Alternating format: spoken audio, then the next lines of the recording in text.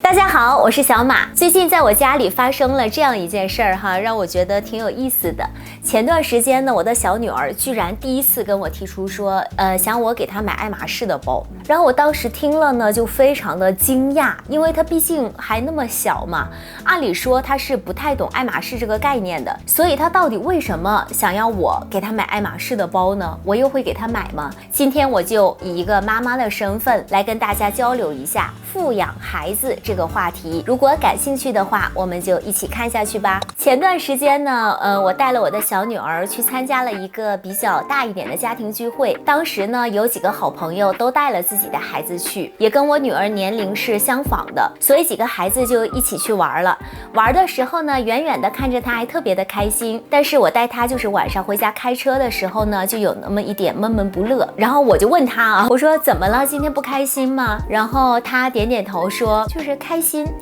我问她，那你为什么像有心事儿似的呀？来跟妈妈说一说你怎么了？然后她在那儿闷了一小会儿，然后就小心翼翼地问我说，妈妈，你可以给我买一只爱马仕的包吗？或者我下次出来玩的时候，我可以用你的爱马仕包吗？我听了很惊讶呀，然后就问她，你为什么突然想要用妈妈的包呀？她说今天跟我一起玩的那个女生跟我说，她的裙子很贵，不要让我随便碰她的裙子，然后还说呢我的打扮好普通，然后问我说为什么你妈妈用的是爱马仕包，却不给你买爱马仕呢？我有点一下懵了，不知道该怎么回答她。我回想了一下，虽然不太清楚她说的是哪个女孩子，但确实今天呢有几个小孩都是家里条件是比较好的，穿的一看就是奢侈品牌的那种衣服，拎的都是像 Chanel 啊等品牌的比较可爱的小包包过来的。有个小孩呢还拎了一个就是 Kelly 豆。然后再看我女儿呢，今天虽然也打扮得特别的可爱，但是呢肯定不是那种小贵妇的感觉哈。她用的包呢也是一个日本小姑娘用的品牌，上面还带了那种就是小花边儿。然后呢，看来这个小姑娘今天是被其他的小贵妇给鄙视了。然后我就问她，那你喜欢爱马仕包吗？她想了想说，我觉得妈妈拎着特别好看，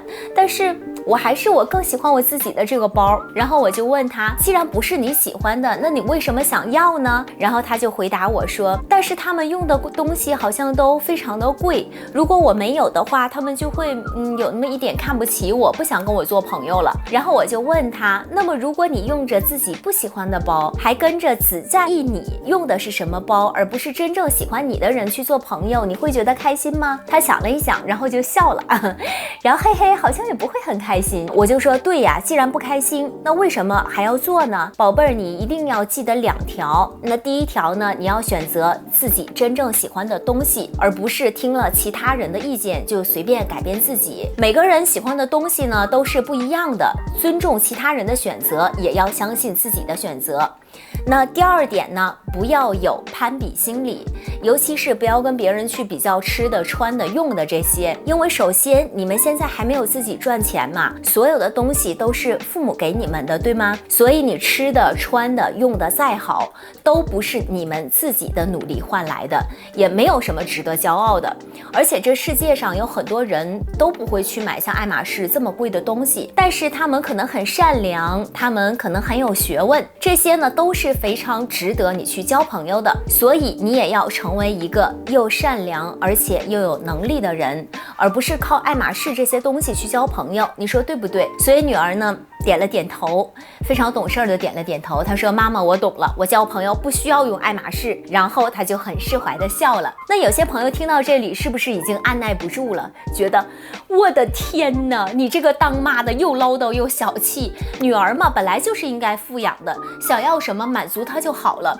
何必让她觉得自己不如别人呢？其实我也是赞成富养这个观念的，但是相信每个家长的富养的观念和标准其实都是不太一样的。所以到底怎么样才叫做富养呢？我这些年曾经思考过以下3个方面的问题。首先，富养孩子就是要让孩子从小用奢侈品牌吗？在我看来，这种让孩子一身名牌的理念，应该是被奢侈品童装炒作起来的，然后又被很多明星的孩子给带火了。但从孩子的心心理健康和实际需求的角度来讲，其实并没有理由让小孩子从小就用奢侈品牌。像我们大人呢，用奢侈品理由可以是很多的，比如作为对自己劳动成果的奖励，或者是因为自己很喜欢某个品牌的设计理念，或者也可能是一些非常现实的心理满足感的需求。但是孩子的世界是非常单纯的，他们喜欢的东西呢，其实非常的具体，比如可能是喜欢某一个颜色，喜欢某一个图案，或者是觉得某个东西看起来很酷很可爱。他们不会由于一个东西是名牌奢侈品而更加喜欢这个东西。如果我特意去让我的孩子去用名牌奢侈品，会潜移默化的给他们灌输一种扭曲的价值观，让他们开始把够不够贵作为一个标准来衡量事物的好坏。虽然我是没有给他们买奢侈品，但我尽量让他们用的都是品质比较好的东西，比如使用有机棉做成的衣物，还有像皮料质量非常好的包等等。这样的东西呢，其实价格也不是特别的低，但是希望这些能让孩子们感受到的不是对价格的追求，而是对生活品质的追求。当然了，我也听到有一种说法是，从小用大牌的东西审美会更好，但事实上大部分艺术家和设计师肯定都不是因为从小家庭非常的富裕才形成了高级的审美。我可能会更重视让孩子学会观察，用自己的眼睛去发现美好的事物，然后把这些美好融入到他们的审美中去。那我休息的时候呢，会经常带女儿去接触大自然，也会给孩子买小的那种相机，鼓励他们多去拍照，小树小花小动物都由他们自己去发现和记录。我们也会一起去逛街，然后他可以去根据自己的喜好挑自己喜欢的衣服，并告诉我为什么他觉得这个衣服好看。他发现的美有的时候可能不是我们大人中观念的美，但我觉得这也是他们自己的审美在逐渐的形成自己特点的一个过程。所以我的概念中，富养不应该是单纯的让他们用名牌的奢侈品，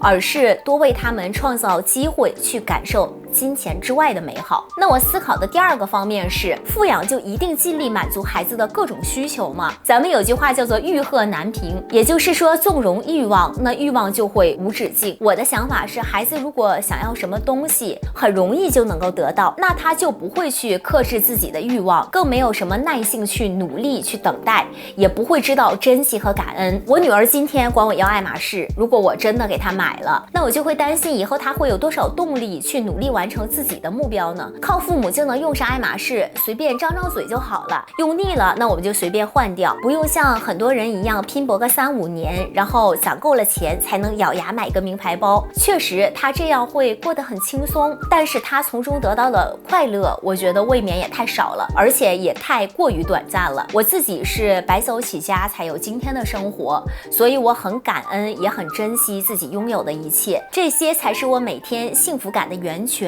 所以我今天不给他用爱马仕，其实就是不想剥夺他以后去获得更大幸福的能力。那关于富养，我思考的第3个方面是，富养孩子就是要把我们觉得好的东西强加给他们吗？我曾经听一个员工聊天的时候，他跟我讲过他的一个故事哈，他妈妈可能是小的时候就想富养他，所以就送他去学当时最有人气的那个电子琴，但事实上他去学琴之前连一首用电子琴弹奏的音乐都没有听过。后来他边学，然后边觉得自己对电子琴是一点兴趣都没有，但是他妈妈每天坐他旁边逼着他练琴，然后他又不想练，所以每天家里真的是小孩哭大人闹的。最终呢，他艰难的考过了电子琴4级后，还是放弃学习了。他说，如果我一开始就知道自己不喜欢电子琴的话，我就能说服我妈妈别送我去学琴了。但是很可惜，那时候我见都没有见过电子琴，妈妈说好那就好呗，反正我也不知道自己到底喜欢什么。就像小时候老师问我们，你长大了想做什么呀？然后很多小孩都会回答说，我想当科学家。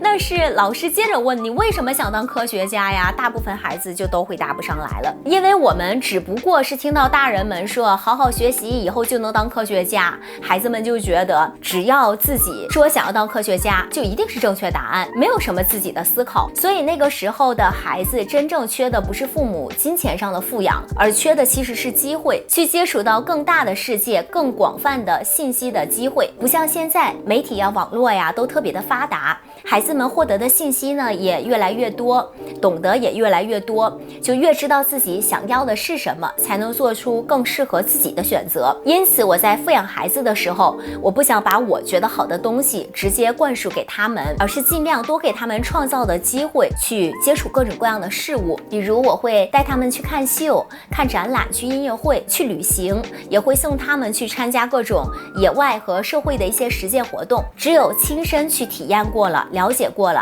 他们才会逐渐的发现自己到底喜欢什么，真正想要什么。我以前也是一直没有给女儿报过任何的那个兴趣班，直到有一天她主动跟我说，妈妈，我今天在学校看了一个那个舞蹈的演出，我觉得他们跳得好美呀，我也想学，可以吗？那当然是没问题的，我爽快的就去送她去学了。她现在呢依然非常的乐在其中，每周固定的练习也非常的自觉的完成。所以我觉得只有是孩子自己喜欢的、自己选择的东西，他们能够真正享受其中的快乐。好了，以上就是我今天的分享。每位家长对孩子的期待不同，富养的方式也不同，但是父母之心都是为了孩子好，没有绝对的对错。这个视频呢，我也纯粹是分享个人的观点，不知道你对富养这件事儿怎么看呢？评论区一起来讨论吧，记得点击订阅，我们下期见。